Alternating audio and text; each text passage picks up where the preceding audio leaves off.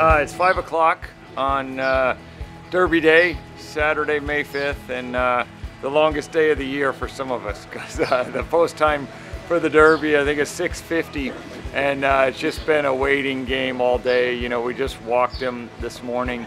We're getting him ready now, and he's braiding his foretop there, which we do just to keep it out of his eyes and make him look a little bit nicer. And they'll get him cleaned up.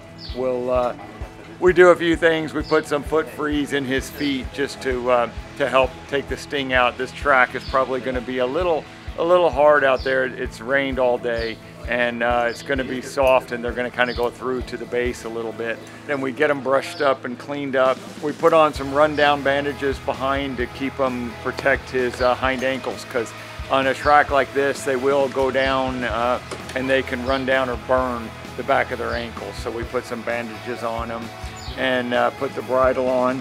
And you can see our little setup here. He wears a cage bit and figure 8.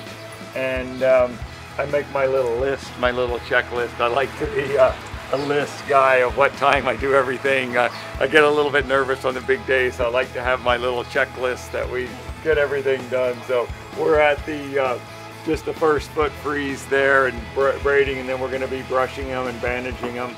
They do a pre-race blood test now before the Derby, and they actually do out of competition testing of the Derby and Oaks horses that they came maybe a month ago, and they took a blood from them then, and then they'll take a blood now, and then if we're lucky enough to be in the test barn and finish in the first 3 after the race, they'll take another blood then, so they can compare, you know, CO2 levels and different things, so they can see that nothing has really changed dramatically.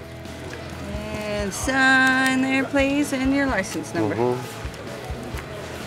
All right, thank you. Good luck, guys. Thank you, thank you.